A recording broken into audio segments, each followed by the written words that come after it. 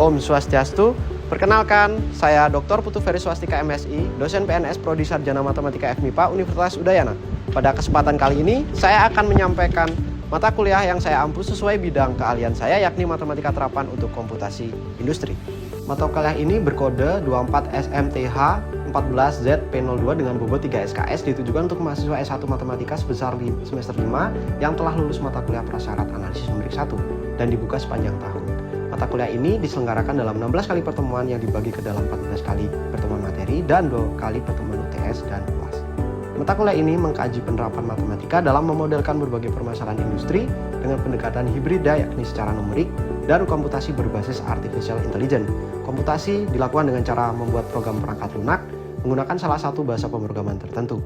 Mata kuliah ini membahas konsep optimasi numerik secara metaheuristik, konsep dasar machine learning dan deep learning pada industri, konstruksi model komputasi pada bidang-bidang industri finansial, konsep dasar beda hingga, PD biasa, teknik interpolasi dan ekstraksi data pada industri, serta konstruksi model komputasi dinamika fluida pada bidang lingkungan. Melalui pendekatan berbasis pemecahan kasus atau case method, mata kuliah ini membekali mahasiswa di akhir mata kuliah dengan 2 luaran UPAM. Yang pertama, mahasiswa mampu merancang dan menjalankan model komputasi yang valid, baik menggunakan pendekatan metode numerik murni maupun integrasi dengan algoritma artificial intelligence untuk menyelesaikan studi kasus pada bidang-bidang industri finansial dan komputasi dinamika fluida pada bidang lingkungan. Yang kedua, mahasiswa mampu menyusun laporan proyek dalam bentuk draft terstruktur di mana substansi dan pengujian modelnya siap dikembangkan lebih lanjut menjadi proposal tugas akhir skripsi maupun naskah publikasi ilmiah. Adapun capaian pembelajaran prodi yang dibebankan kepada mata kuliah ini adalah CP7 dengan indikator kinerja 7A sampai 7C yang telah divalidasi oleh tim pelaksana penjaminan mutu prodi dan koordinator program studi. Capaian pembelajaran mata kuliah yang diharapkan adalah CPMK7, yakni mahasiswa mampu mengkaji, mendeskripsikan, mengevaluasi, mendokumentasikan konsep, prinsip, dan aplikasi matematika terapan dalam model komputasi untuk kasus-kasus pada industri. Proses pembelajaran pada mata kuliah ini mengacu pada 3 komponen utama, yakni delivery, interaction, dan assessment atau DIA. Dalam proses delivery atau penyampaian materi, saya mengkombinasikan pendekatan teoritis dan komputasi praktis. Materi dasar disampaikan terlebih dahulu untuk mengembangkan landasan logika mahasiswa. Setelah konsep dasar dipahami, penyampaian materi dilanjutkan dengan demonstrasi komputasi secara langsung atau live coding menggunakan bahasa pemrograman seperti Python atau MATLAB. Seluruh materi, RPS, modul ajar, rekaman perkuliahan, referensi jurnal mutakhir, serta bahan kajian komputasi diintegrasikan melalui Learning Management System atau LMS, yakni OASE Universitas Udayana, sehingga mahasiswa dapat mengakses bahan ajar secara asinkronus kapan saja untuk mendalami materi. Proses interaction di kelas saya rancang dengan konsep Student Centered Learning atau SCL melalui pendekatan case method. Interaksi tidak hanya terjadi satu arah, melainkan multi arah, yakni antar mahasiswa dan antara mahasiswa dengan materi komputasi itu sendiri. Di dalam kelas, saya sering melemparkan pemantik diskusi terkait kasus nyata, misal fenomena dinamika fluida seperti pemodelan tinggi gelombang untuk mitigasi abrasi pesisir atau optimasi harga pada industri finansial. Mahasiswa kemudian dibentuk dalam kelompok-kelompok kecil untuk melakukan curah gagasan atau brainstorming, merancang algoritma model hibrida, dan mengeksekusinya. Penyampaian materi melalui media pembelajaran dapat berupa live coding pada VS Code atau Google Colab, quiz interactive quizzes, dan Canva. Sistem penilaian yang saya lakukan adalah assessment formatif dan sumatif yang disepakati sesuai dengan RPS di awal perkuliahan. Model pembelajaran yang digunakan dalam mata kuliah ini adalah experimental learning dan project based learning dengan metode presentasi interaktif, live coding, praktik, dan kolaborasi kelompok. Model yang saya gunakan adalah hands-on mata kuliah yang saya susun sendiri dan beberapa buku dari penulis lain serta publikasi artikel saya sendiri yang memuat kebaruan keilmuan untuk mahasiswa. Baik, mari ikut kami ke kelas dalam proses pembelajaran pada mata kuliah ini.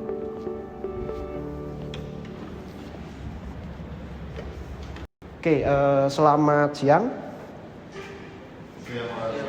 Oke, kita ketemu kembali di pertemuan ke-12. Hari ini mata kuliahnya adalah mata kuliah matematika terapan untuk komputasi industri. Nah, di pertemuan ke-12 saya akan menjelaskan tentang pendekatan artificial intelligence versus model numerik. Jadi apa sih perbedaannya? Kapan kita pakai salah satu di antaranya? Dan yang terakhir, bisa nggak keduanya digabung? Seperti itu. Nah, harapan saya karena ini adalah semester 5, maka kalian bisa memperoleh insight baru untuk kasus-kasus tugas akhir. Gitu ya. Oke, nah. Jadi apa sih sebenarnya pemodelan itu? Pemodelan matematika sebenarnya adalah proses membangun dan mensimulasikan serta mengevaluasi model matematika. Nah, sementara model matematika itu sendiri adalah cara untuk menggambarkan suatu masalah dengan konsep-konsep atau persamaan matematis. Dan misalkan kita punya persamaan diferensial biasa, kita gunakan untuk memodelkan zat polutan di suatu danau atau suatu daerah begitu. Nah, itu adalah pemodelan. Bagaimana dengan artificial intelligence? Kita perlu apa namanya?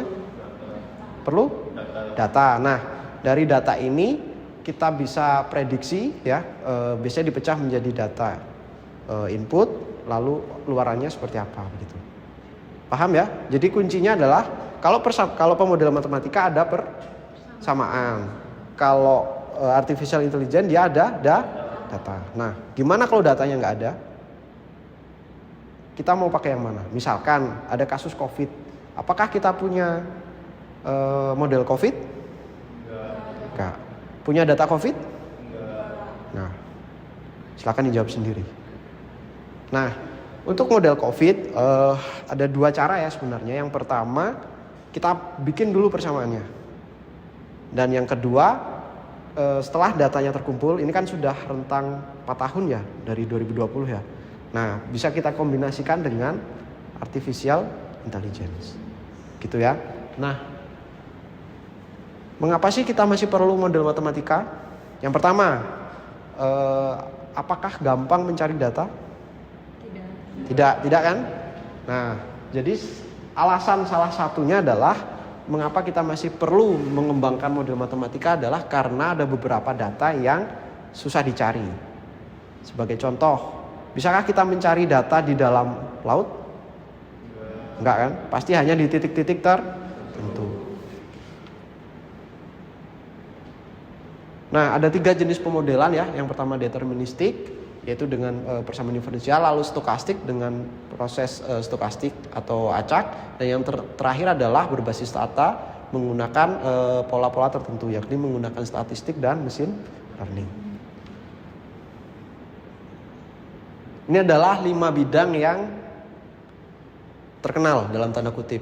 Yang pertama di bidang fisika kita bisa pakai model-model seperti aliran fluida, bendungan runtuh, tsunami, asesmen banjir, longsor, dan pemodelan gelombang bawah laut dan seterusnya ya.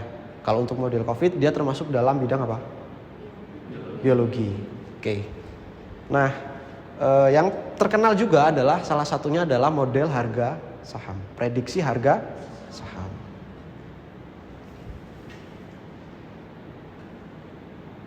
Ini adalah salah satu video yang saya buat menggunakan pemodelan matematika. Jadi di sini ada persamaan gelombang, lalu saya modelkan sebagai fenomena bendungan runtuh.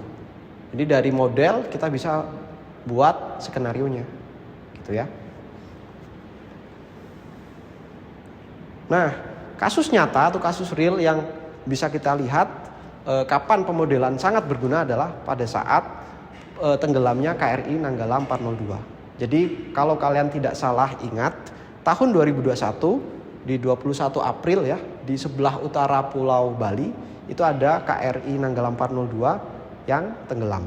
Nah, sebenarnya kalau kita capture dari satelit, di situ ada pembangkitan gelombang internal atau gelombang bawah laut. Jadi di sini ada Nusa Penida, ada gelombang bawah laut yang dibangkitkan di sini lalu menjalar ke atas. Gitu ya. Jadi salah satu penyebab tenggelamnya KRI Nanggala itu adalah gelombang bawah laut, dan itu bisa dimodelkan secara otomatis. Nah, ini adalah salah satu pekerjaan saya ya, pembangkitan gelombang bawah laut atau gelombang internal di Selat Lombok. Jadi kurang lebih profil gelombang internal yang dibangkitkan di Nusa Penida bentuknya seperti ini. Bayangkan kalau ada kapal selam di sini.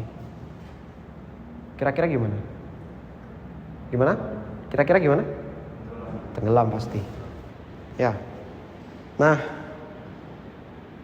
ini adalah persamaan yang digunakan. Kalau kalian skripsi kalian akan menjumpai ini ya. Jadi tidak susah tapi tidak mudah, gitu ya. Ini skema numeriknya, ini adalah model matematisnya. Apakah diperlukan data tadi? Enggak. Tidak, gitu ya. Sementara tidak. Nah, berikutnya adalah bisa nggak kasus-kasus pemodelan tadi itu dimodelkan dengan artificial intelligence? Ternyata bisa jawabannya. Sebagai contoh, kalau misalkan saya punya artificial intelligence, kita secara garis besar ada 4 macam ya. Artificial intelligence itu adalah machine learning, lalu neural network atau jaringan saraf, lalu NLP, dan yang terakhir adalah robotik. Ini prediksi harga saham menggunakan machine learning, XGBoost. Ada data, ada prediksi. Lalu ini pekerjaan saya dan mahasiswa saya semester sudah lulus. Ini prediksi ketinggian gelombang di mana? Uluwatu dengan metode machine learning yang dikawinkan dengan metode optimasi heuristik. Jadi apa tadi kuncinya?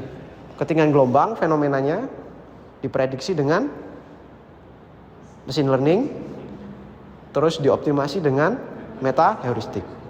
Jadi ada 3 hal di situ yang digabungkan. Nah, bisa nggak metode numeriknya digabungkan di situ? Bisa. Ini salah satu contoh pekerjaan kolaborator kami ya.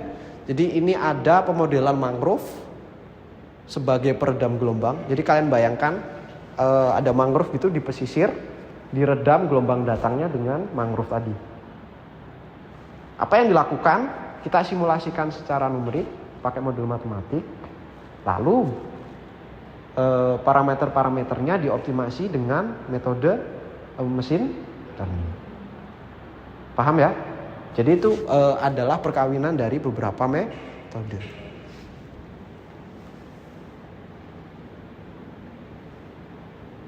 Oke. Isu yang lagi hangat. Kalian tahu Megatrust?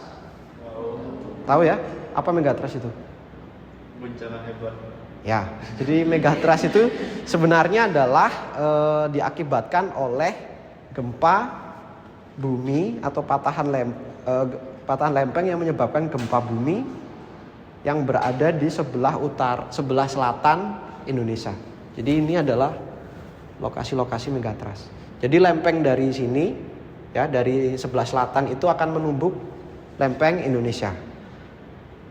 Kira-kira kalau ada tumbukan begini apa yang terjadi? Apa? Ya, akan ada tsunami besar kan di atasnya. Nah, kita tidak bisa memprediksi kapan terjadi, tapi kita bisa memprediksi seberapa tinggi tsunami-nya. Jadi yang kita lakukan apa?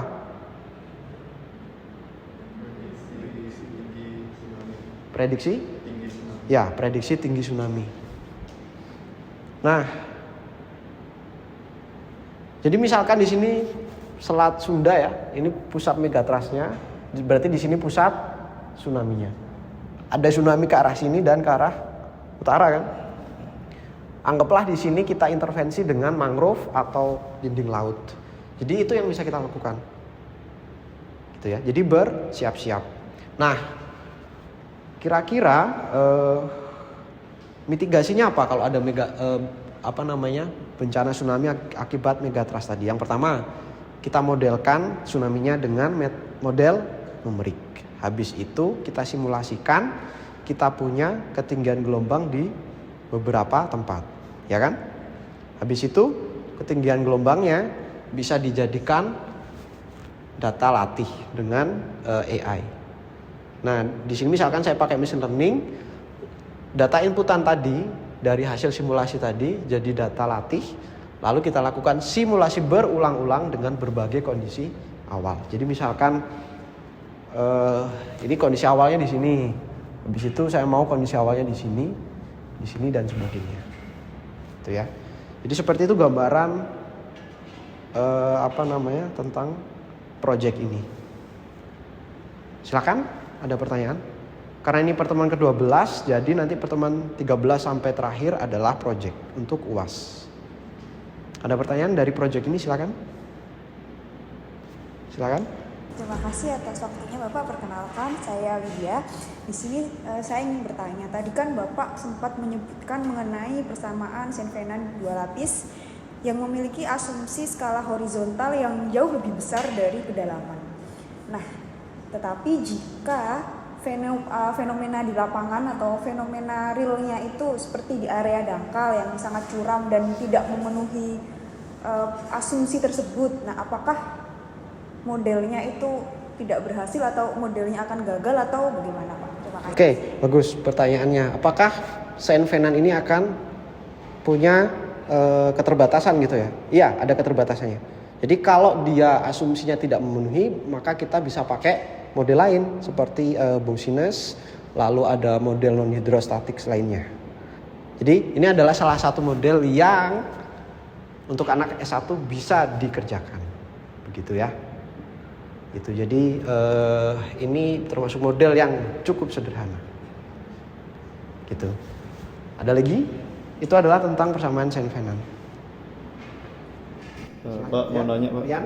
Tadi yang strategi 8 langkah mitigasi megatrust itu Ya. kan hasil simulasi numeriknya kan jadiin data input buat model AI-nya. Ya. Berarti kita harus ngelakuin komputasi numerik yang berat itu dan lama juga baru di modeling jadi dataset untuk model AI-nya. Ya. Berarti butuh Waktu itu ya, ya. waktu. Oke, bagus pertanyaannya. Pak, apakah data latihnya bersumber dari simulasi numerik? Betul. Jadi ada istilah data artificial. Bukan data yang dibuat-buat ya, tapi data yang dihasilkan oleh simulasi numerik. Jadi bagannya adalah simulasinya kita validasi dulu. Berarti kan kalau sudah valid, apapun dilakukan simulasinya oke kan? Nah itulah yang jadi data artificial. Untuk masalah komputasi waktu bisa dibagi menjadi seperti ini. Ini ada berapa orang nih? 1, 2, 3, 4, 5, 6, 7, 8, 9 ya, 10. Nah kita lakukan 10 skenario masing-masing orang. Habis itu punya data kan? Dari 10 skenario tadi menghasilkan beberapa simulasi, baru kita gabung. Seperti itu. Jadi fragmen per fragmen. Gitu. Oke. Saya kira cukup ya kayaknya ya. Waktunya sudah habis. Selamat bertemu di UAS ya. Ya, selamat bertemu di UAS dan selamat mengerjakan. Saya tutup ya mata kuliah ini hari ini. Selamat siang, terima kasih. Sekian rekaman video pembelajaran pada mata kuliah Matematika Terapan untuk Komputasi Industri pada Prodi Sarjana Matematika FMIPA Universitas Udayana yang digunakan sebagai salah satu syarat penyusunan dokumen pernyataan diri dosen untuk unjuk kerja Tridharma Perguruan Tinggi. Akhir kata, saya ucapkan terima kasih. Om Santi Santi Om.